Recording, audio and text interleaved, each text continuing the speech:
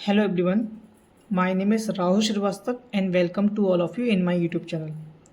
आज से हम क्लास 10 साइंस की सीरीज़ स्टार्ट करने जा रहे हैं और सीरीज़ में हम जो चैप्टर इस बार आ रहे हैं 2024-25 में साइंस के, उन सबको हम सिलेबस को कंप्लीट करेंगे।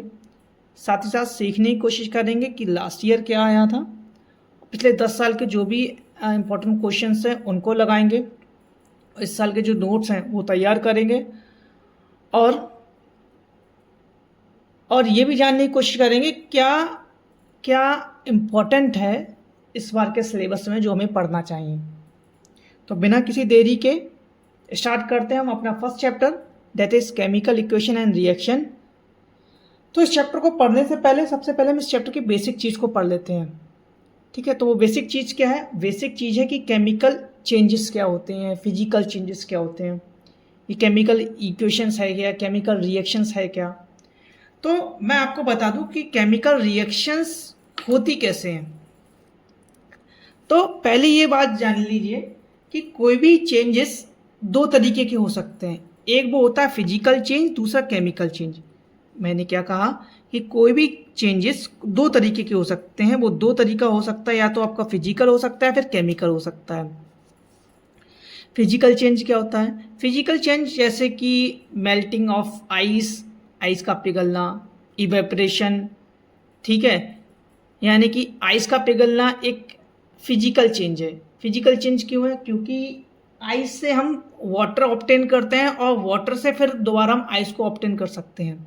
लेकिन वहीं दूसरी ओर केमिकल चेंजेस कैसे होते हैं? जैसे कि आपका हो गया रस्टिंग ऑफ आयरन, यानी लोहे पे जंग लगना, या फिर कागज़ का जलना, या फिर डाइजेशन ऑफ फूड, फूड का पचना।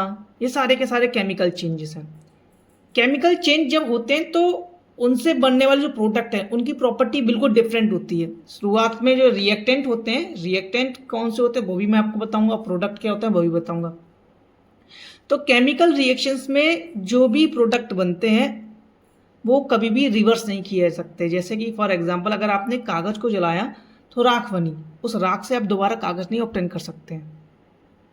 समझ रहे हैं आप? अगर आपने कागज़ को जलाया तो वो राख बनी और राख से आप दोबारा कागज़ को ऑब्टेन नहीं कर सकते हैं। तो इसी कड़ी में हम शुरू करते हैं अपना इस चैप्टर को और इसके जो बेसिक इंपॉर्टेंट टॉपिक्स हैं उनको कवर करते हैं और फिर चलते हैं क्या कौन सी चीज़ें इसमें हमें सीखनी होंगी। ठीक है, तो आइए स्टार्ट करते हैं अपना पहला topic, that is chemical equation and reaction. तो बात करते हैं हम अपने केमिकल रिएक्शंस के बारे में। तो क्या होती है केमिकल रिएक्शन?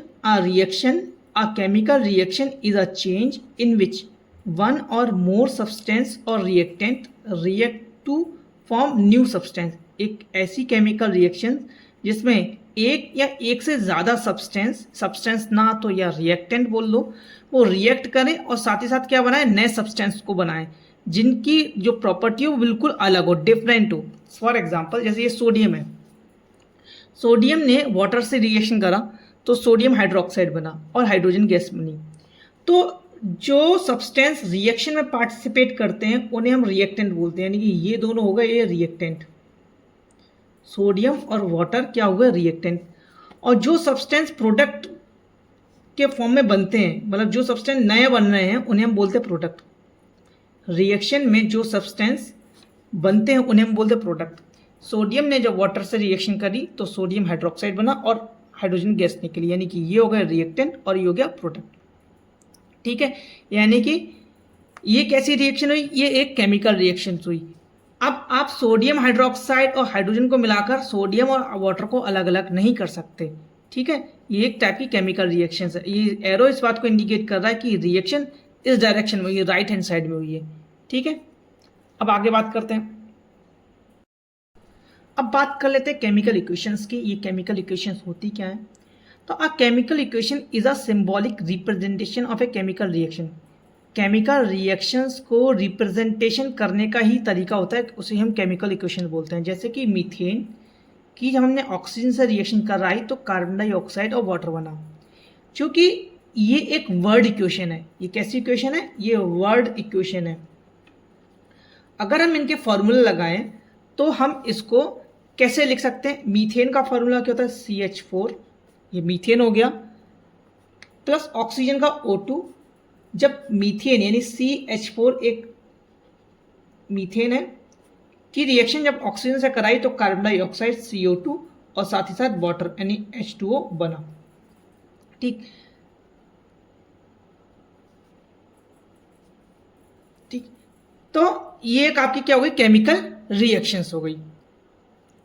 जैसा कि मैंने आपको ऊपर बताया, जो भी रिएक्शन में पार्टिसिपेट करने वाले सब्सटेंस होते हैं उन्हें हम रिएक्टेंट बोलते हैं, यानी कि ये रिएक्टेंट हो गए, यानी मीथेन और ऑक्सीजन रिएक्टेंट हो गए। और जो नए सब्सटेंस बनना है उन्हें हम प्रोडक्ट बोलते हैं, प्रोडक्ट। ठीक है, आज की वीडियो में आज इतना ही। अगली वीडियो में हम डिस्कस करेंगे वैलेंस केमिकल इक्वेशन। तब तक के लिए जय हिंद, जय भारत, थैंक यू।